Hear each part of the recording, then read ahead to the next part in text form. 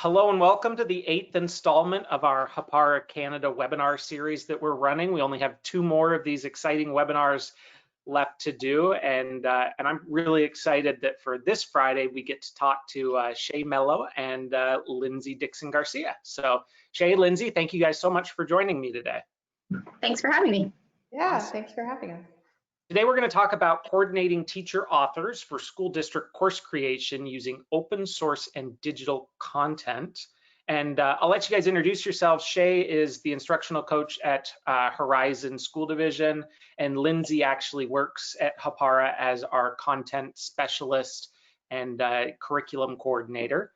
And so Shea, a little bit of background about, what your background about your background, I guess. Sure. So I've been teaching for about 20 years and just in this role for a couple of years. And we've been exploring Hāpara for a little while, but last year when the world went up in flames in March, that's when we decided to take a closer look, knowing that it's not only used for an at-home learning environment, but it solved a lot of the problems that we were taking a look at. So our teachers are very new to Workspace and to Hāpara. Plus, I'm married with 2 kids and I'm going camping after this. So there's the background on the background, a little bit of everything. Love it. Lindsay? Bless your heart, camping with 2 kids. Teenagers at that. Oh, goodness. Well, I'm Lindsay, like Robert said, and I've been in education since 1983. Since I could sit up, I've been in school. I just really like school, and but formally as an educator, I started teaching as a classroom teacher in 2006 in Dallas, Texas. And I was a classroom teacher for 8 years. And I worked on a couple of other initiatives in Austin, Texas. And then I've taught online. I've kind of done it all. And then I made the switch over to working with Hāpara and EdTech. So I'm really excited to be here. And it's a lot of fun to get to work with other educators around the world, especially our friends in Alberta, because I feel like we have a special connection between Texas and Alberta. I'll go with that. Very friendly people. You have that oily connection between the two places. So I meant our hospitality, Robert. Oh, sorry. Okay, Hospitality. Nice And our love of beef. Yes. Well, and Lindsay, since you're from Texas and Shea, you're from Canada, and I've lived half my life in both, and I'm in Chicago right now. I brought my USA mug to the webinar today so that it tied everything together. Love that. Shea, talk to me a little bit. You talked about how when the world decided to stand still for COVID, you guys kind of went headfirst into Hāpara and into Workspace. Talk to me a little bit about what the transition's been like, why you guys decided to go into, headfirst into Hāpara, and what it was that filled that like at home and hybrid learning gap. Okay, sounds good. So we started, of course, everyone turned to accessing digital resources to accelerate learning and try to coordinate how to facilitate using digital resources when kids were thrown into an at-home learning environment before we could even prepare them in the school. And we had multiple resources going on all at once. And Hāpara and Workspace really worked to solidify everything and curate everything and proceed with digital instruction with best pedagogy and best practices. And so instead of just delivering work for kids to do at home, we found Workspace was a great way to clarify what our goals are. So parents and students knew what the resources to meet that goal was, and the activity and the assessment, how I can best show my learning. It just made more sense. And because we could put everything together in one workspace, it alleviated some of the stress of parents and students having to go to multiple places and move around in a really disheartening way when there was so much stress and anxiety in other ways. We just found Workspace was a great way to put it all in one spot and support strong instruction and assessment in this weird environment. And we also saw potential, obviously, for it to continue to support that when we're back into a normal situation. So it wasn't an investment we were making just for the short term. investment we were making for the long term. So we were pleased to move forward with that. Does that answer, Robert, what you said, or is there more? Yeah, okay. Absolutely. One of the kind of surprising things that has come out of COVID, I think it's great, is that, you know, people are sharing more and more of their content. And I think that, you know, there was an era where teachers would kind of guard their filing cabinets and not let anyone in. And you know, Hapara and the work that you're sharing has kind of opened everyone's filing cabinet up to the world. What was it like? Is it just the culture of your school district? What, you know, you, Buffalo Trail, now Ottawa Catholic, seem to really be embracing this public sharing model. Why?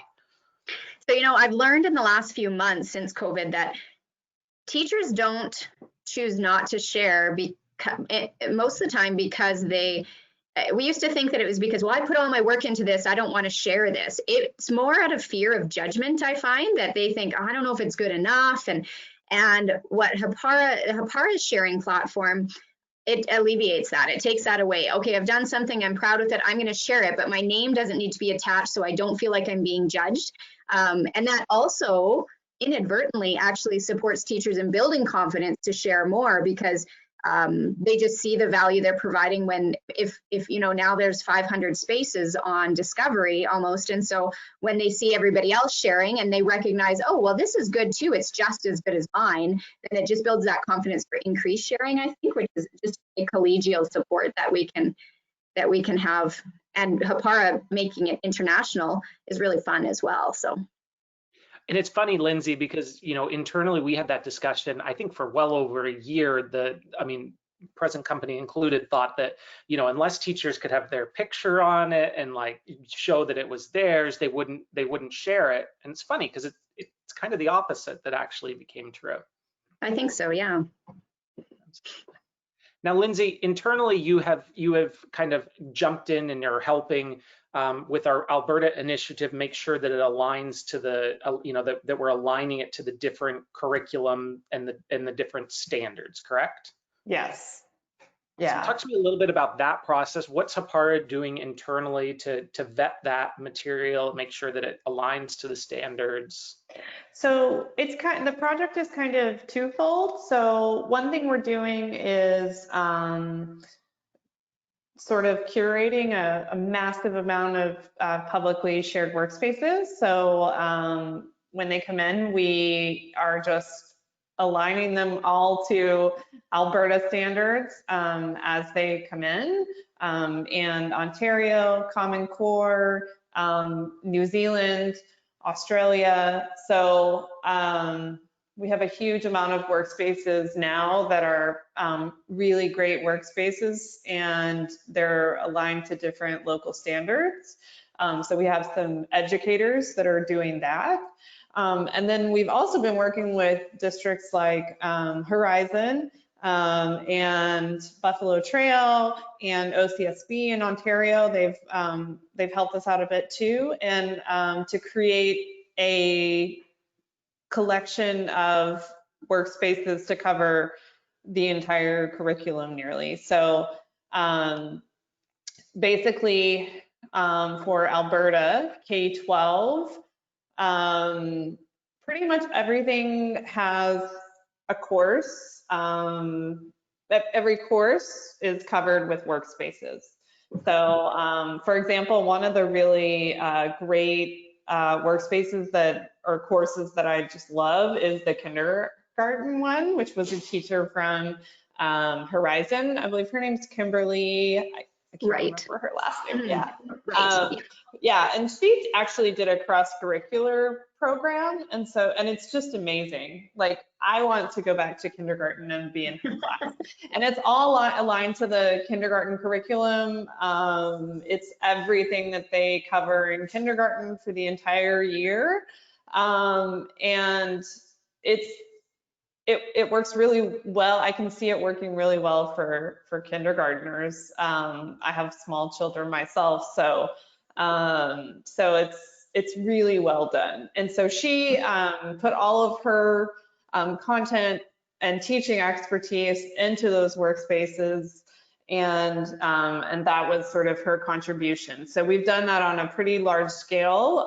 We've worked with teachers that are experts in their content and their grade level. Most of them have tons of teaching experience. They're really amazing educators. I've loved working with so many of them just because, you know, they're just, teachers are so creative, and I just love seeing their ideas and how they're helping students. I think the kids in Canada are really fortunate. I've come across some amazing teachers up there, so creating really great stuff for their students. So I think I answered your question. Yeah, you did. No, absolutely. Thank you, Lindsay. Yeah, Shea, question you can get any course basically. There's content. question for you, Shea. So is a workspace then, is it a lesson? Is it an entire course? What is, like, how would you define what a workspace is? Yeah, that's a really good question that teachers often ask. And I guess the simple answer is it can be whatever you want. Our teachers, I find, are organizing more of a full unit and then using the sections to kind of separate the lessons or the, you know, the chunks of learning that are happening. Alberta is moving towards conceptual learning platform, the new curriculum that's coming out next year. And so we're looking at units within learning chunks framed around conceptual questions and essential understandings, which is a brilliant shift in pedagogy, and Hāpara works really beautifully with that. But every now and then for quick lessons or projects, you know, a workspace is perfect for that. We have several situations right now where we're actually create a workspace with links to other workspaces, so that like the year plan is on a workspace, and within that there's links to new workspaces that set up the unit. And so the possibilities with organizing that, I think, are endless. Honestly, it's personal preference and how your brain works, and it's nice to have that flexibility. Absolutely. And that's, you know, that can be one of the daunting things I think about Workspace too, starting out, is that it can be whatever it's a blank canvas. It can be whatever you want. And so I know that at times that's tough because, you know, you're right, I think, yeah, requires some conceptualization. So I think the idea then for you, for Shea, and with Horizon and everything, is that by having kind of the base content in there, teachers can then take it and do what they want with it, right? Bingo, yes. We've created some really strong frameworks. You're exactly right, Robert, where we have essential questions and essential understandings, and then that becomes the template that can be shared amongst several teachers who are all teaching the same question, and then they can seed in new cards with their activities and individual assessments that approach the context within their school. So that collaboration that can happen with just the framework even of a workspace, I think there's great potential there as well. Awesome. Lindsay, can you pull up Workspace for us just really quickly? We've got a number of people watching who, you know, haven't necessarily used Workspace before, or maybe, you know, have been kind of more highlights users, so focusing more on kind of the monitoring side of things. You know, and not everyone knows that there's something like 40,000 shared workspaces out there that they can get access to. I think last count, Wayne, I heard that it was like 125,000 workspaces have been created, which is insane. And I think like 40 or 50,000 shared, and I think that there are nearly 3,000 tied to the Alberta curriculum specifically, with almost every learning outcome being covered. So, let me. Just amazing. I like on the fly when I get asked people to share, because then they get to figure it out. So apologies for that, Lindsay. And while she's sharing, I think you're right, Robert. Last year when we started, the discovery where you can search shared ones was much less than it is now. I was shocked at the end of summer what Hāpara has done to bulk that up, and support that is incredible in a short amount of time, which is a great resource for teachers. Well, and the amazing thing on the Hāpara side is that it's the collective efforts of so many of the school divisions that we work with, from yours to Buffalo Trail to, you know, that have taken the time to put their content in there. So, you know, having done middle and high school in Canada, I know that it's important that Canadian curriculum, you know, be developed in Canada, and so.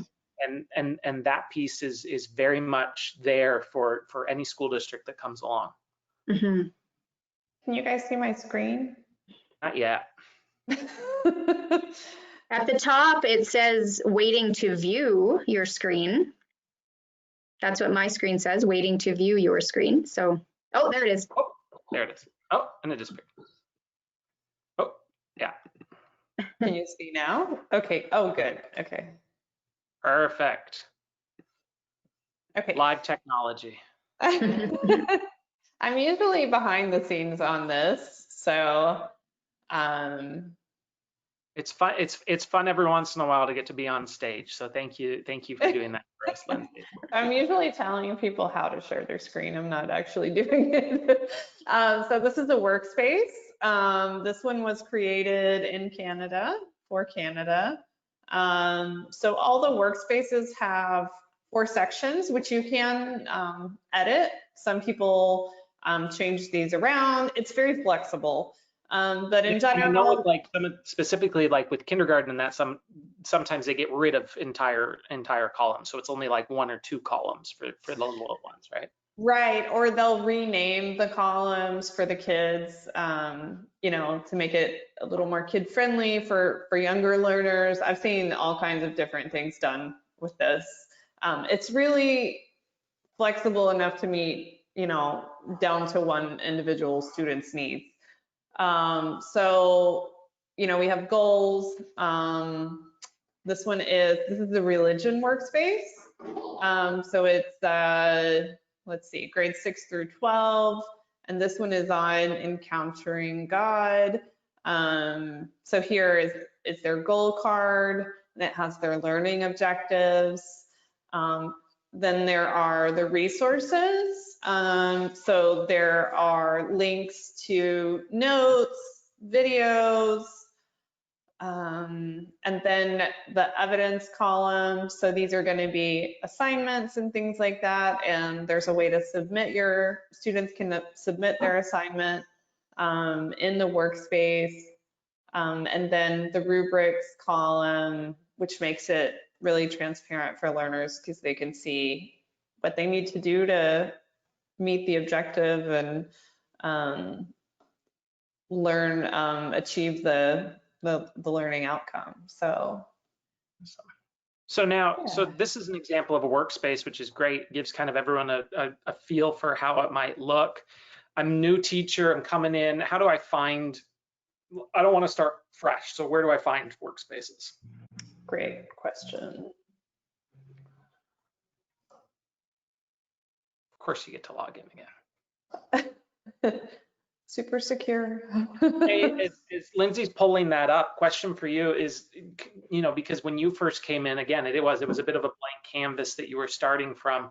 What would you recommend to new people who are coming in and looking at, you know, kind of starting off with their content for their district or division?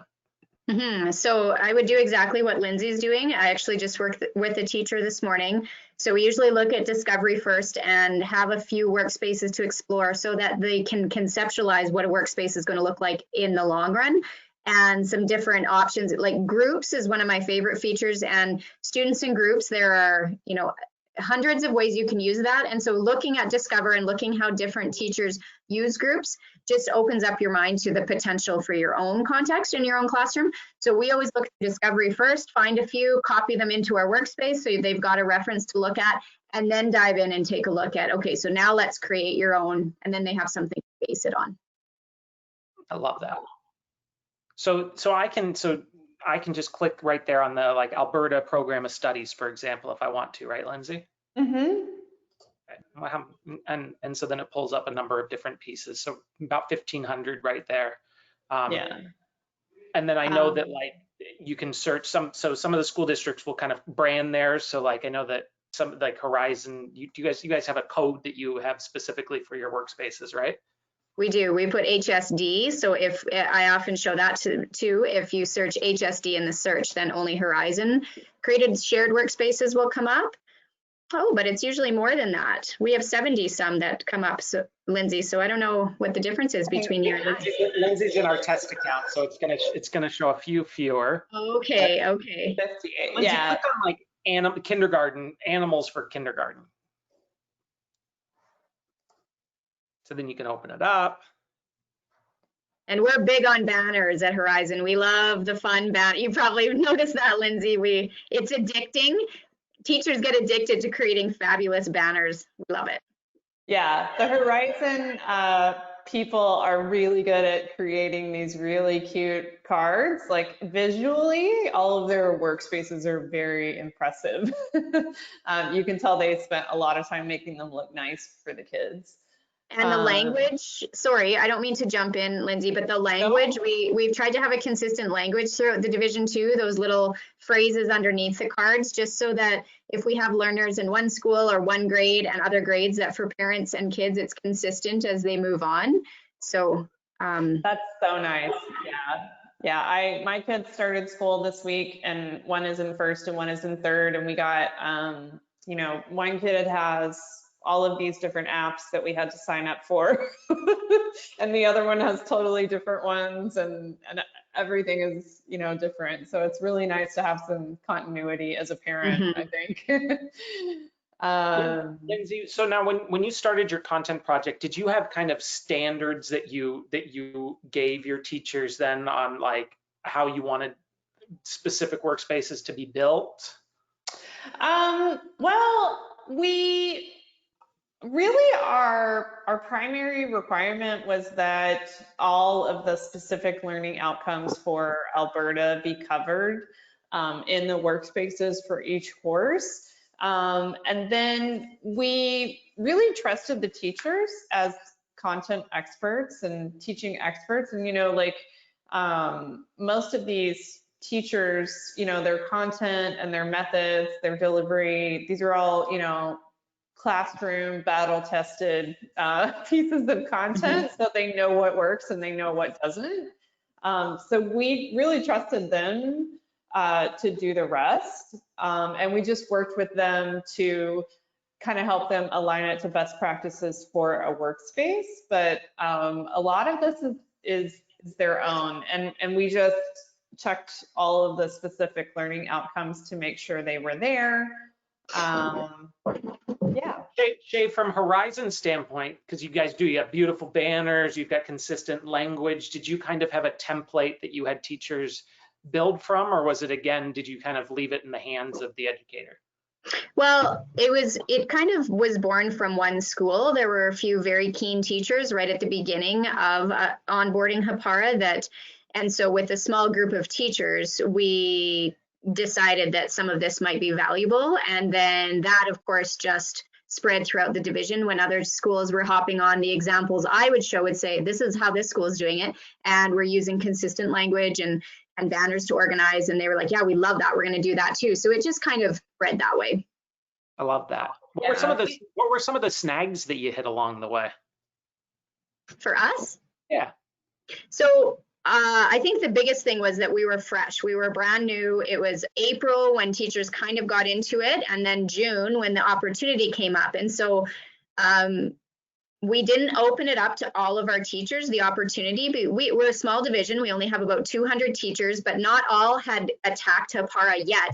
And going into the summer months, when I'm a teacher, I'm theoretically not supposed to be working. So we didn't want a bunch of people saying, oh, I'm going to take up this opportunity, and then all summer bothering me to learn how to use Hapara kind of idea, right? And so we offered it out to a select group of teachers, and now we're hearing a few teachers saying, why didn't I get that opportunity? And you know, we've said maybe in the future, but you hadn't jumped, and so we didn't offer it out. So that was a slight hiccup.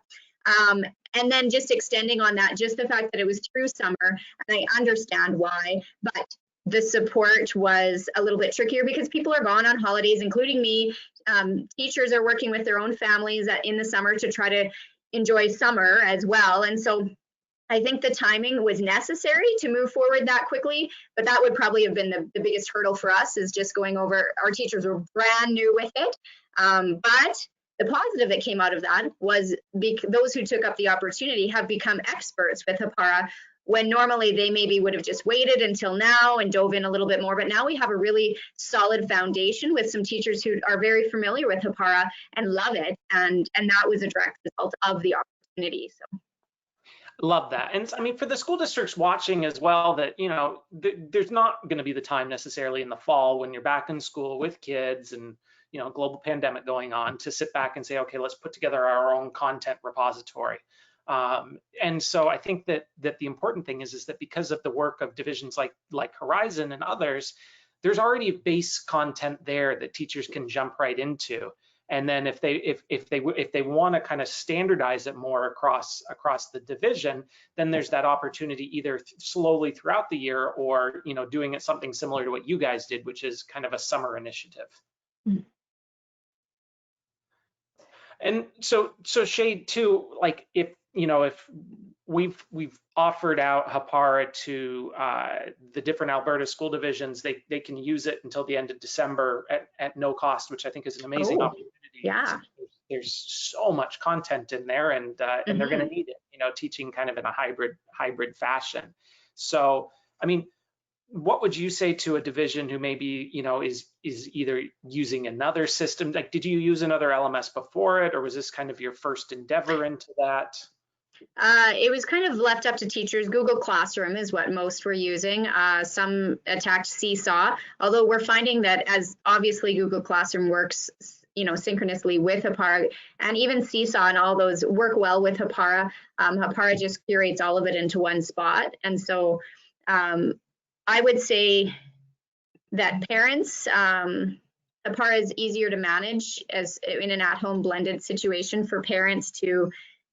I'm a parent of two junior high kids who are using Google Classroom, and although it has some benefits, it was an endless stream of trying to search for the assignments and the rubric that went with it, and where's the resource, and the way a Workspace is set up is just so much clearer for an at-home learning environment.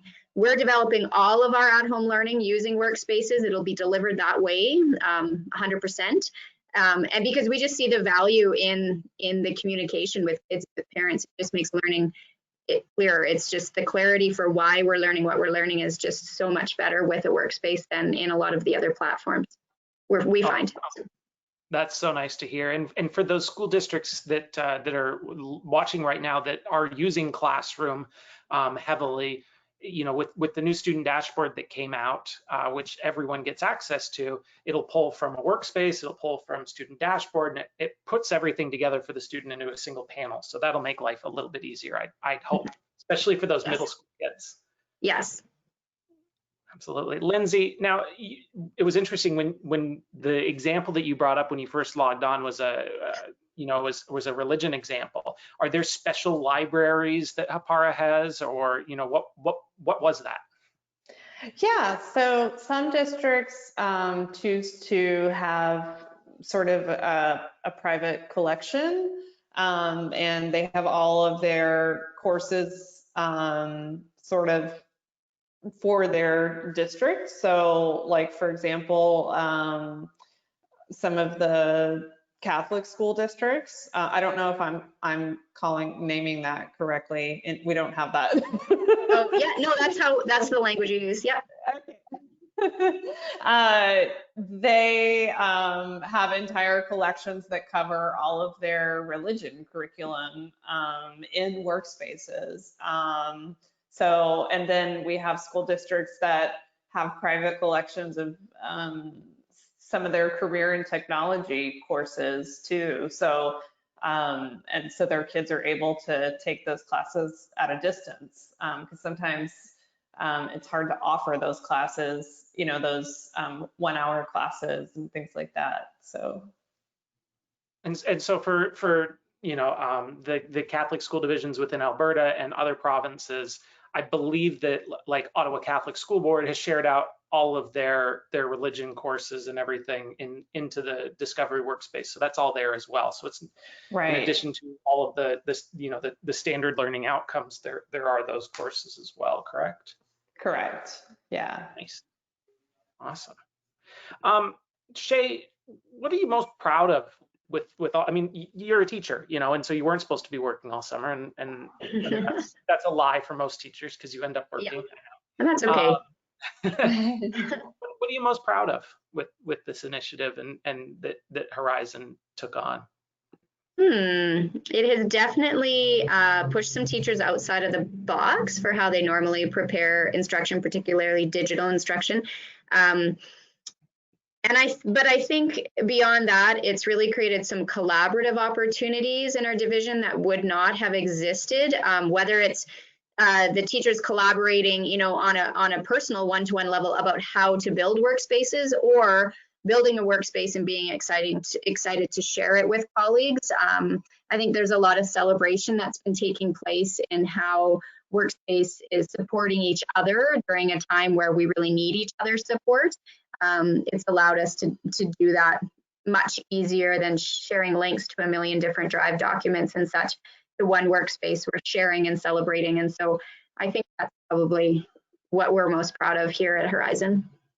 That's great. And you talk about how it's connected people. And Lindsay, if you can show people how to click through to the community, I think that that's one of the pieces that Hāpara, we hope in time to advance even further, is that kind of, because, you know, within a school or within a school district, you guys obviously have opportunities to collaborate, but we're an international company with, you know, schools everywhere basically. And so there's the opportunity to collaborate amongst other people within the community as well. So I think, Shea, you're in the Hāpara community, correct? I am. And you know what? Interestingly enough, I don't take enough time to go there, but when I do, I am constantly thinking, I need to go here more. There's so many great things on here and there's such great discussion, and I need to make sure I go here daily, kind of thing. And then of course we get busy and sidetracked, and eventually I go back and think the same thing. Why did I not go here? I need to go here more often. So I agree. I think it's a wealth of community support there. And often the questions being asked, you're like, yeah, that's a question I actually have. I didn't even realize I had it, but I have it. And so, yeah, it's fantastic. I agree. Yeah, we need to go into the Hāpara community more often and less into Facebook, where we get mad at our cousins for the things that they're posting, I guess, right? I think we all have one of those cousins.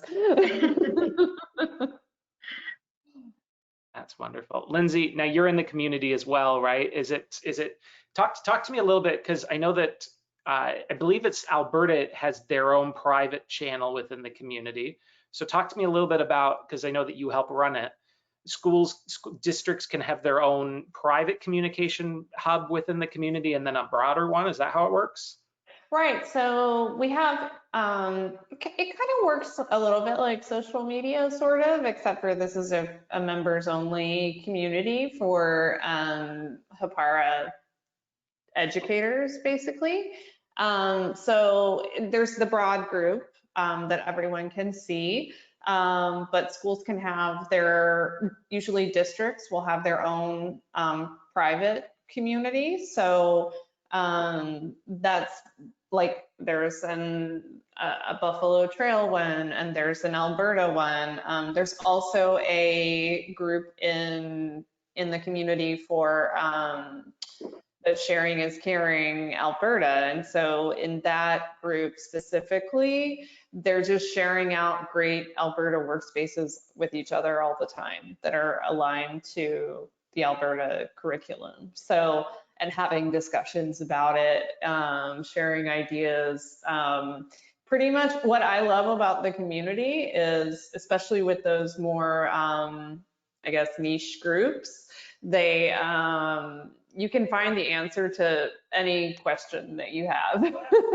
And it's definitely not short on ideas. If you're, scrambling to figure out how to do something in a workspace, or, how to teach this concept using a workspace, someone in the community for sure will have tons of ideas for you. There's almost, I don't think there are any questions that go unanswered, and that's just the community working together. It's educators all over the world, so they're having really great conversations.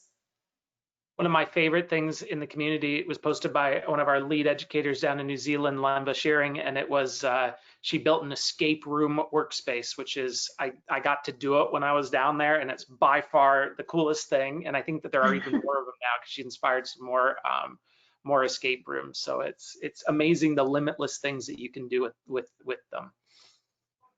And especially as we move more into project-based learning, and different curriculums, it really lends the opportunity there for more student engagement. Yeah, there are a lot of great PBL workspaces like that. So there are lots of great ones. Let me see if I can. Yeah, log in. Well, she's logging in, Shay.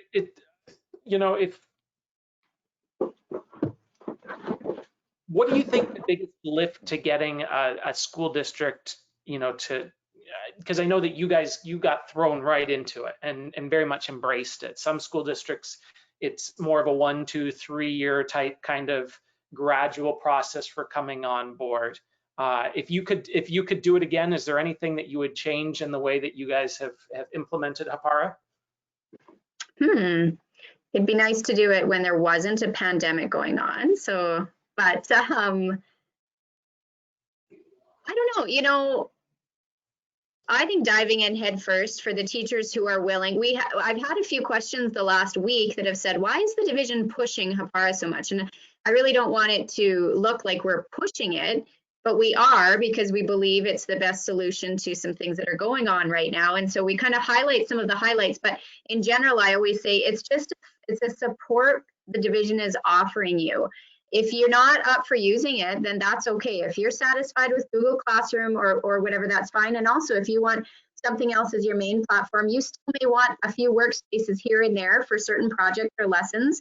And I really do believe the more a teacher uses it, the more they're going to really enjoy it and see the benefits. So I don't think we'd change anything, Robert. I think you always have those teachers who, when given a new opportunity, are going to dive right in. And you always have those teachers who are going to be hesitant. And, because it is a paid subscription, we right away have got the teachers say, so what if we have it for a couple years and then we don't have it anymore? And I've created all of this work and then I don't have access to that.